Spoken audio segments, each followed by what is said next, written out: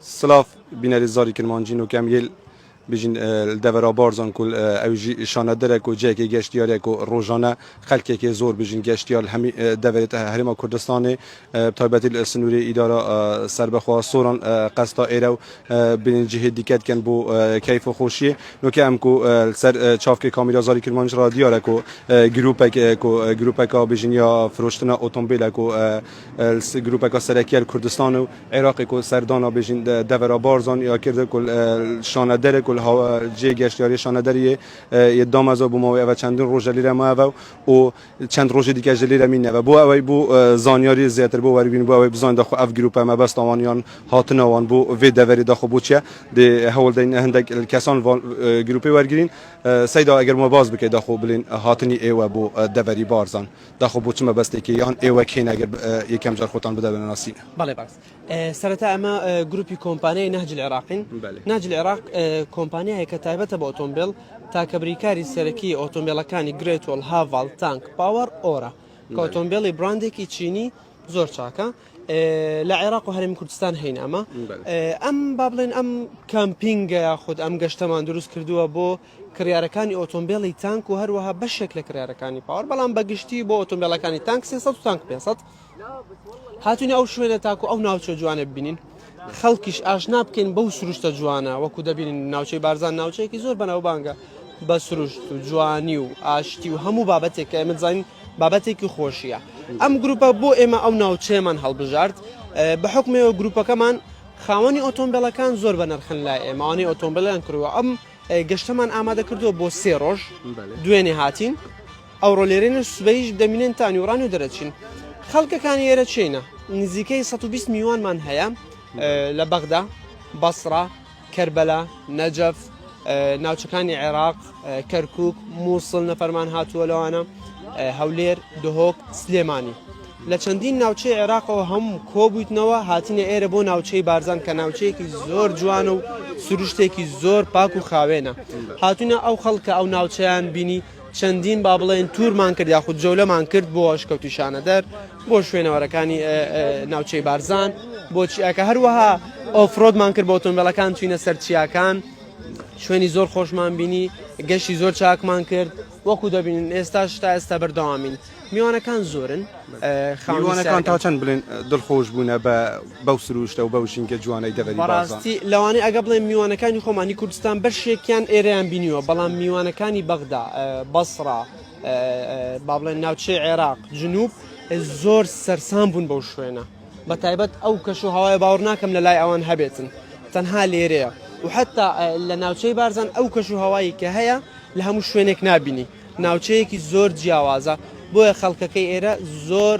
بەدڵیان بوو زۆر پێیان خۆش بوو کەیف خۆش بوون بەو شوێنە زۆر با بڵێن جەولەمان پێیان کرد ئەوە یەکەم جارە سەردانی دەوەری بارزان دەکەن یان بڵێن جاری دیگە هاتوونە ئەگەر یەکەم جاریش بیتن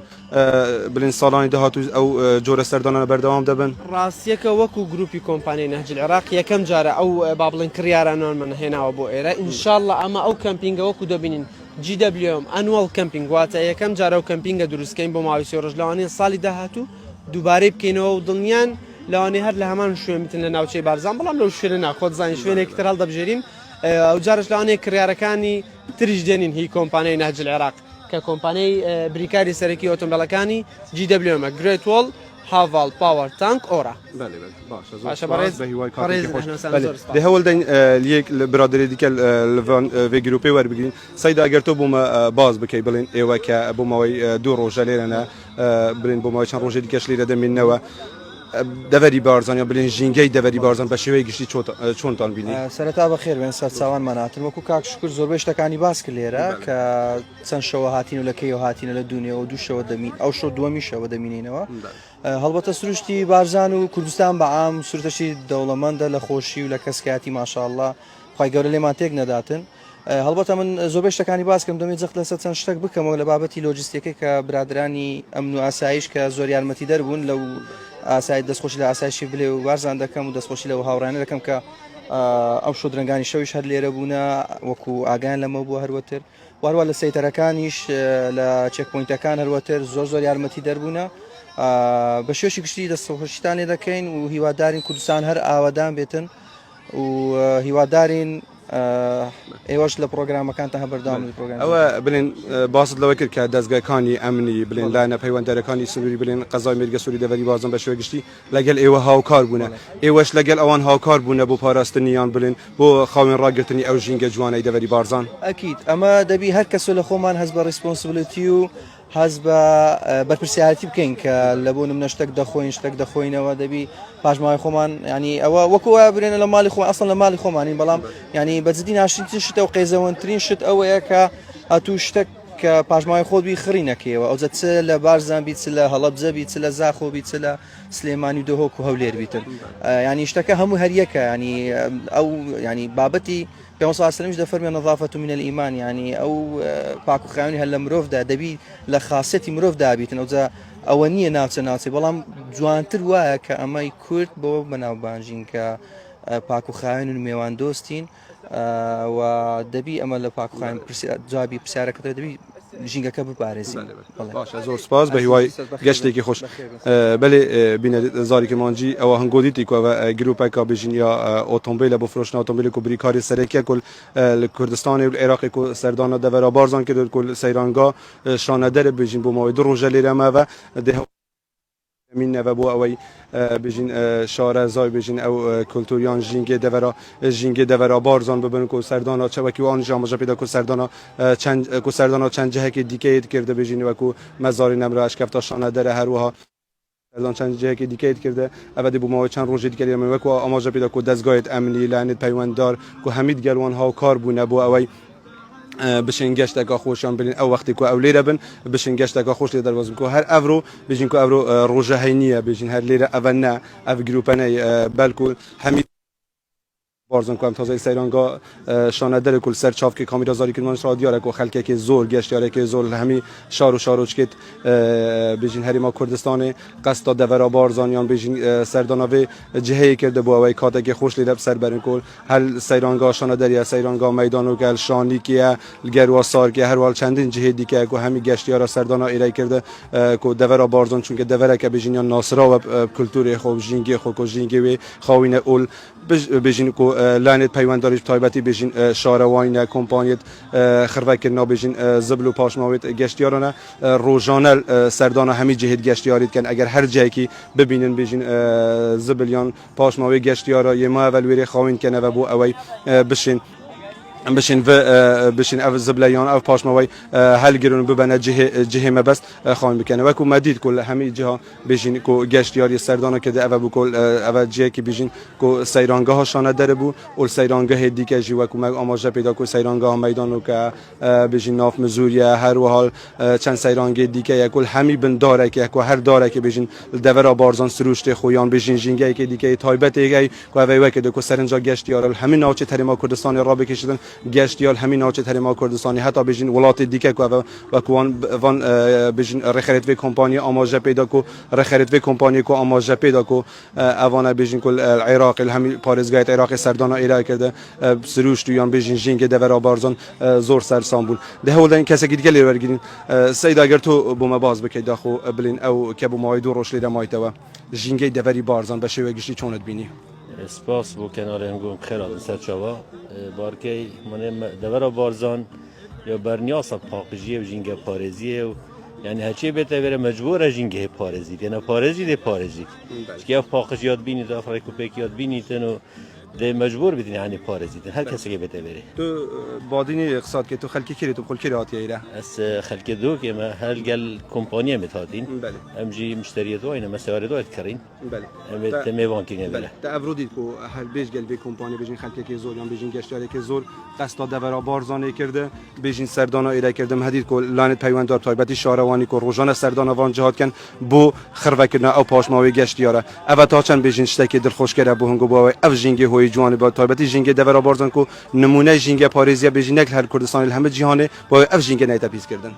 سپاسی هەمی لاکیت کەین ڕاستی شارەوانی بێتەقسیرە یعنی هەمین ئەحیاوە هەمی شارەوانی پۆلیس ئاسایش هاتوچوو هەمی تاریکارن گەلمەدا الحەمدلله و شکر خودای خێر هەمیە بنویسیتن همی هاری کارن و خلکی مجی لازمه هاری کار بیتن اف دیمن جوان مین الوره اف جنگ پارزیه و اف سروشت جوان مین تهوسا بدل تو داره که ببریان گیا کی خراب که تو یک بچینه بدل گلیش یک پواجی راک و پاقش که یعنی هر کسی که لازمه اف وعیه هبیتن یعنی جنگ پارزیه دبر بارزان جو پیگوت یعنی جنگ پارزیه و هچه بتوره هر خود پارز دکید بدون جنگی پارزید زور سپاس بوده هیوا گشته که خوش بوده جی بله بینری زاری که مانجی اوهان گودی تی بیشین اوه که هم کمپانی یک بیشین کمپانی فروشتنا اتومبیل ابو بیشین که هم بریکار سرکر کردستان و عراق و اوه جی سیرانگاه شانه داره بکوم پیشانی گوده که گشتیاره که زور که سردانا ایره کرده بو اوه بیشین وقتی که خوش لیره سر بیدن ده هولین برادری که دیگه ورگین اگر تو ما باز بگی داخل طول کری هاتی تو بیشین جنگ دورا بارزان چوادی تا چند تو گلانت پیونداری هاوکار بو اوه اف زبلو پاش ما وهنگو هی بیشین خلوه کنو اف جهنه تا پیس کردن زور سپاس بو هوا و ما فردی راستی ام بینه ویرا و بو شش رجال وی دواره بو مگلک خوش بو هم هر من نویات چماغه یعنی اول 4-5 رجال ویرا از دست پیک سپاس یک تایبت بو جناب قایم قام مرکز صورت کم و دستگاه امنی گلک های کاریا مکر بی شرطی که ام جنگه پارزین کیف ما گلک ویشولی هات حتی مثلا جماعت فارس کرد که جگار خوشی ناوین عردی دی هات نویره ما گوتی بس تحکنه یا پاقجان یا پیسه گوتی یا پاقجه اما گوتی یا پاقجه هکو هم چینجی ویت یا حسابید اف دوره که خواهینه یا پاقجه گلک یعنی هم سپاسیا فی دورید که اینکو اف سروشت هنده جان و اف داروبار هنده جان و پاراستین هم سپاسیا واد کن و هم سپاسیا همی کسید که اینکو وی دوره گلمه هاری کار بود. خو جماره هنگو چند کسه از توی باور دام کو هندک بیشین برایت عربی شد گل هنگو دایتوان کمپانیا بیشین کل لقون نوسینگت هنگو شار و شارش کد گیت عراقی افتا چند بیشین وان سروشتی دورا بارزان چوادید. راستی هات نویره گلک یعنی بیت من دهوج بون. امزانی اول دوره که پاراستیش همی تشتا یعنی دوره تو سانینه